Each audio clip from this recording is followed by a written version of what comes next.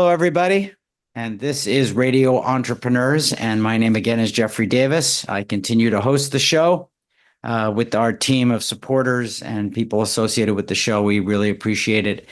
And also, we also have Radio Entrepreneurs as one of our sponsors, and we have the continuing quarterly shows on the best of family businesses with the FBA. Our guest today, someone I know, and I'm sure you're going to like. It's Edgar Li, co-founder of Presscart. Welcome, Edgar. Thanks. Good to be here. Thank you very much. Edgar, tell us about Presscart, and then we'll learn a little bit about you as well. Yeah, for sure. So Presscart is a PR marketplace. We work with over 800 plus publications, and we help founders and marketing agencies and SEO managers help get their brands published on places like USA Today, Tech Times, Men's Journal, Inc. Magazine, you name it. And we essentially help create thought leadership articles that help our clients deliver value to their audiences. So this could be anything from a plastic surgeon to a AI tech founder. And yeah. So I hear two channels of delivery. One is the creation of the articles, helping to work with people on content. I assume you have to work with them on it if they have something. And the second one is the delivery, the media buying or the media placement. Is that correct? That's correct. We like to think of it in terms of like we are storytellers. It's one thing to have a story. The other part, which is the hardest part, which is telling it to the right people. And we're really here to do the telling part. Do you work mostly with individuals who work with you, or do you do a mix of that of corporate accounts as well? It's typically individuals. For us, we really believe, in this day and age, people don't really trust faceless organizations anymore. They want to hear from the person who's leading the charge or someone who's kind of on the front lines of their brand or their company. They wanna hear like someone's authentic story. They don't want to just hear from like a faceless press release or an announcement from I guess a team of suits.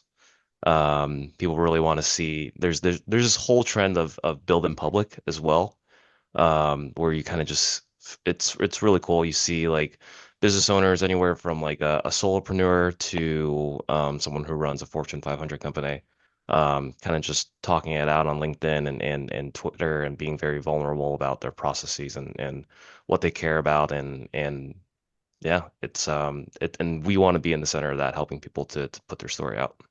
I'm going to put out a couple of questions again ahead of time. Yeah. Nowadays, we don't know who writes articles. Are you and your people writing articles? Is AI writing articles? Is it a combination? And I almost have the same question for the delivery to the media. The second area, do you have people with relationships with the media that you mentioned? Do you Mhm. use AI to just, to not just, but to place and to try to create some frequency and touch points? So I'm wondering again about your whole delivery methodology. Yeah, for sure. It's a good question. Especially I think today and age when it's so easy to generate content with AI, it certainly gets abused. But at the end of the day, I think your audience knows how the content was created, if it was written by a human, aka you, or if it was written by machine. And basically, what we believe is, people want to see effort. Um, they want to hear your true voice. They want to see what you really believe in. And it's really hard to get AI to do that for you. So obviously every business needs to use AI. We use it to do the research, to do the content planning, to create briefs, to collaborate with the client. But we always make sure that a human writer is writing the final piece. In this way, we capture, the right tone of voice. We make sure that we are fact checking anything that AI is producing.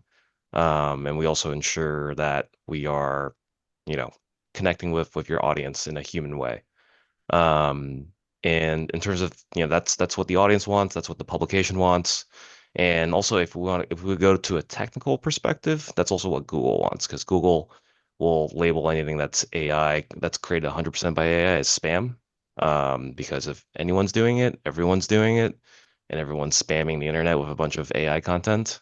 It's pretty much, yeah, it's the easiest way to kind of denote if something is spam or not. Oh, interesting. So, Edgar, now let's dive into you. You're the entrepreneur or one of the entrepreneurs starting the business. What's your background and how did you get to Presscart? Yeah, for sure. So I mean, I went to school for international relations, because I thought I wanted to become a politician. And I realized kind of halfway through that I wanted to build things, and so I dropped out of school. I taught myself how to program, and I started a couple companies, was like a CTO for for a lot of companies. And I guess essentially I was running a dev shop where, I was building web apps, mobile apps, you name it. Just trying to kind of be trying to build the next big thing. Um, but what I really kind of realized was, for all these companies I was contracted out for or I was working with, like, the most important thing at the end of the day was a story. Whether it was the website that we were creating or it was an app we were creating.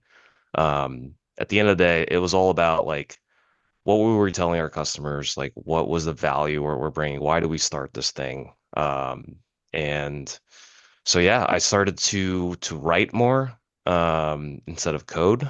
And for me, I kind of got into programming as a means to an end. And for writing, it got me to that endpoint way quicker.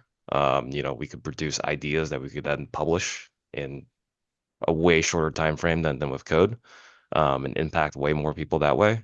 And so, yeah, I decided really wanted to build a business around that. And I had a partner who also was a serial entrepreneur. And he's always worked with PR agencies where, he's kind of just always found that the need to get the story out to talk about his new company. But working with PR agencies was kind of a mixed bag oftentimes.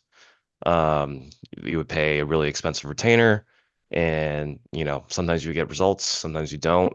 Oftentimes you get kicked to a really junior team who doesn't really know what they're doing. And so we really wanted to come in and create a way that would be really streamlined, transparent. Um, and we really looked at Amazon as the model for that, where it's kind of just one click, super simple. You know where you're getting. Um, and so we kind of took that philosophy of, a la carte services and really applied it to Presscart, hence the name Presscart. Um, and especially I think in this era, of subscriptions, you're seeing it with the FTC. It's become so bad where they had to implement a one click to cancel because there's so many businesses out there who are putting you on a subscription or an expensive retainer and just hoping that you forget that you're getting charged. And so we really wanted to go against that grain. Anytime, you want to purchase from us, you're going to have to come to our site and purchase again. This way, you're always clear on what you're paying for and what you're getting. And yeah, we found that model really resonate.